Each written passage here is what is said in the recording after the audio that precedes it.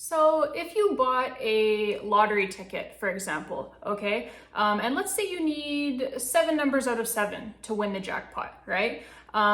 If through your first 5 numbers you got nothing, and then your last 2 numbers hit and you win $5, you're going to be happy with the $5 that you won when it looked like you were on the verge of getting nothing, right? Even though the $5 isn't the jackpot. Do you see where I'm going here? The Washington Capitals in Montreal on Saturday night looked like they were on their way to getting nothing out of this game. No standings points, that is, as they trailed 2-0 heading into the third period. They fought back, however, against the Montreal Canadiens and against the referees to tie up the game in the third period, to get it into overtime and to secure a valuable standings point for themselves when it looked like, as I said, that they were going to get absolutely nothing out of this game. So let's talk about it. The first period, it was basically the same story as the previous game in Ottawa, just, a different cast, but the same plot line, as the Caps would have a pretty good first period once again. They would have the puck a lot, they're creating a lot of scoring chances, but once again, the pucks are not going in the net. And then just like the last game, the Canadiens would get a power play goal to go up 1-0, despite the fact that, like I said, the Caps were really outplaying them. They were out shooting the Montreal Canadiens by a count of 10-3. And so the shots ended up being 12-6 in favor of the Caps for the period, but the Habs, like I said, they are up 1-0 where it counts, and that is on the scoreboard. The previous game in Ottawa, at the end of the first period, the Caps were out shooting the Senators by the exact same margin, if you can believe that, 12-6. But the Senators were up by a goal as well, thanks as well to a power play goal. So it was deja vu in a lot of ways for the Washington Capitals. And the Caps, they're doing a lot of really good things to start games in these last few, in terms of like starting on time, creating early pressure and early scoring chances. Those are all, like I said, very, very good things. But at some point, like the moral victories have to be over, right? And you have to start replacing those with actually putting the puck in the net if you want to win hockey games. The Caps, they have now been scored on first in all 4 games to start this season, which means that they have had to play from behind in all 4 games. That is not a recipe for success in the National Hockey League. There's a reason why teams who score the first goal of the game win that game 70% of the time in this league. So during these first periods here, you either have to actually score on some of these million scoring chances that you are creating and then promptly missing on, or a successful penalty kill early on in the game would be nice as well. I would say that you could just not take a penalty early on in the hockey game, but it doesn't really seem to matter if you've taken one or not. The referees are still going to call you for one either way, so you might as well get your money's worth and make it count.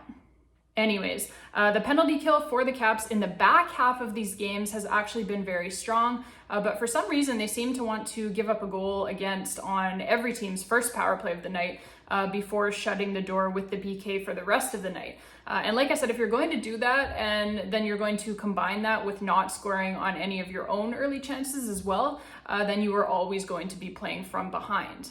So again, we go to the second period, and again, we are behind to start the second period. We are also asleep to start the second period for the second game in a row, and for the third game out of 4 total games so far.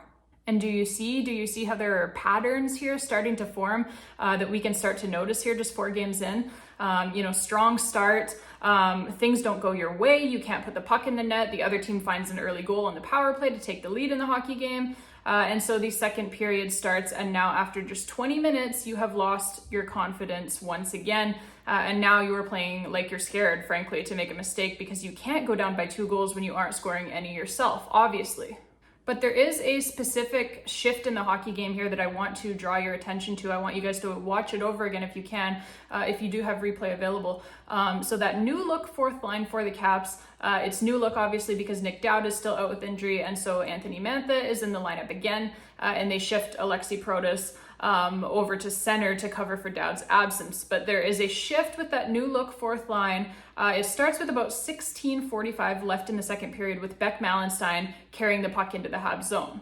Now, Beck Malenstein, Alexei Protas, they are complete animals out there on this shift. It was pretty evident that they had sensed that their team, isn't ready to rock here for the start of the second period. Guys in Caps jerseys have come out a little bit flat here in the first few minutes of this period, and it has not looked good.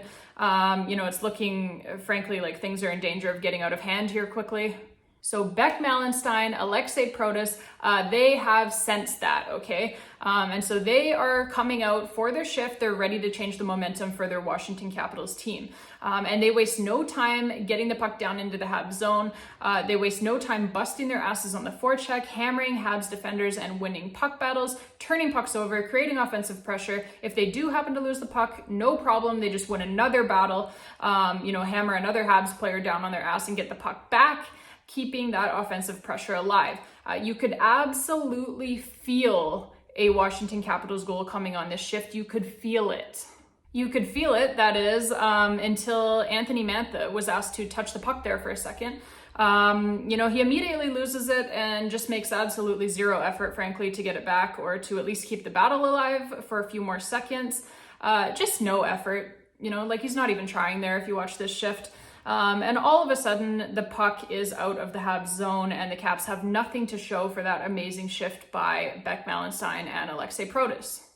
And this is the problem, right? Is that there is unfortunately a few too many guys on this team right now, key guys, who are making upwards of $5 million against your salary cap, who are out there killing plays because they don't want to try, they don't want to battle, they don't want to skate. And it just totally kills the offensive zone pressure that other guys are working so hard to create and to sustain. Like Evgeny Kuznetsov, I know, okay, I was watching the game.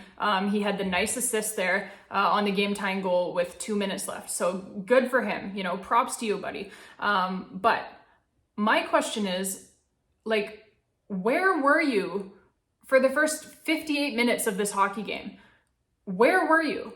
Maybe if you showed up at all, man, at all, in the first 58 minutes of this hockey game, then maybe we would not be in a position of needing the miracle comeback in the dying minutes, right? I'm just saying. And certainly it's not just Kuznetsov, it's not just Mantha, but those are just the two who stand out to me, just in terms of there's a big difference between a lack of effort versus just being snake bit, right? Big difference there. So Alex Ovechkin, for example, he is 100% snake bitten right now. He would tell you that himself. TJ Oshie as well, 100% snake bit right now. But they are clearly trying out there. They are creating scoring chances. Those scoring chances just aren't going in the net right now, but they will. That will turn around. But Evgeny Kuznetsov, has he even had a single shot on net in 4 games? Can anyone tell me? Because I can't remember any. Clearly, if there were any, then they certainly weren't memorable. Okay, so third period, somebody from the Caps clearly has cornered a referee at some point during the second intermission and took his lunch money or something. Because the referees, they came out in this third period and they appeared to have a serious vendetta against the Washington Capitals. The Caps spent basically the entire third period on just one long penalty kill. That's what it felt like, including having to kill off 2 5-on-3 power plays for the Habs, basically back to back. Okay. But they do it. They kill them off, to keep the score within reach, which as it turned out to be pretty important if you want the Caps to make the playoffs this season, which I, of course, do. But by the way, before we get to the Caps tying up this game here, I also have to point out Habs netminder Jake Allen, right? He totally misplays a puck behind the Habs net. It was like the old Ilya Samsonov special back there.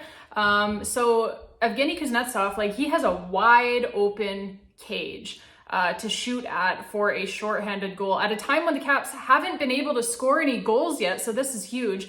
And I'm like, yes, finally, some puck luck. This shit is turning right around right here, right now. Enough is enough. Here we go, baby. Finally, a freebie. Put the puck in the net. And instead, Kuznetsov, he winds up for a slap shot, which is fine. But he holds his stick up in the air, right? Up here in the air, slap shot position, holds it up in the air like it's fucking NHL 94 glitching out on the Nintendo 64. If you ever played that back in the day, holding it up in the air for like 3 full seconds, okay? So generously, allowing Jake Allen time to get safely back into his net before shooting the puck. Essentially turning an easy goal into an easy save instead. And I know when I say he held his stick up in the air for 3 seconds, 3 seconds doesn't sound like it's a very long time, right? But it is. Oh, you don't believe me? Here, watch this. 1, 2, 3. See? Didn't that feel like forever? So anyways, like I said, Kuzi, he lets Jake Allen get back into his net before shooting. You're so generous, Kuznetsov. Like, you're such a fucking philanthropist. And somewhere within all of that, there was also another crossbar hit by the Caps as well. I believe it was Sonny Milano this time. And so we are all starting to feel at this point that the Caps are never going to score another goal ever again. But then, finally, Dylan Strome, he makes it 2-1 off of a sweet pass from Alex Ovechkin. This came after that top line had the Habs defense running around. They had actually almost scored on a couple of other chances that they had created just before that. And so they are finally rewarded. And now the Caps have the Habs on their heels. They are applying pressure. It's just a matter of time now until they tie this thing up. You can feel it. But then it is another unbelievably shitty call by the referee that should have frankly gone the other way. Like, everybody in the building thought that this penalty was going against the Montreal Canadiens. The broadcasters thought that as well. I thought that sitting at home on my couch. Sonny Milano, he gets hauled down by the Habs player. The Habs player has his arm fully wrapped around Milano.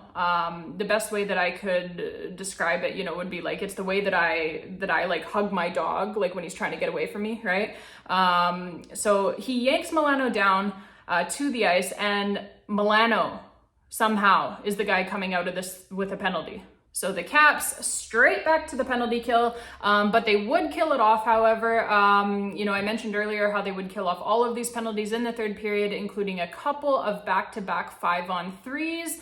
And how huge that would be, because the Caps would eventually tie up the game. But I just wanted to point it out here, because the refs were, quite frankly, absolutely out to lunch in this one. Not just the calls that went against the Caps, but also like the calls that didn't go against the Habs, right? A stick slashed right out of our hands and the stick flies 15 fucking feet through the air due to the force of the slash, and there's no call. High sticked right in the face and no call.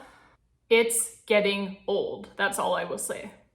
Anyways, 2 minutes left in the game now, and it is Dylan Strome again. This time off of Evgeny Kuznetsov's pass from behind the net.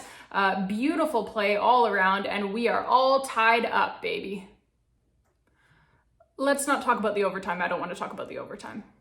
No, but seriously, even though the Caps did not get the extra point in the 3-on-3 gimmick, it was huge. It was huge to make that comeback and to secure even the 1 point when it looked like you were getting none. It would certainly be nice to carry that momentum from that third period and from that comeback into the next game, right? That would be nice. Although that's not very likely to happen, because again, they have several days off between games and they don't play again now until Tuesday. Great schedule, Gary. Anyways, that's it for today, babes. If you liked the video, hit that like button below and also click on the subscribe button. Thank you so much for watching. Until next time, and as always, let's go Caps.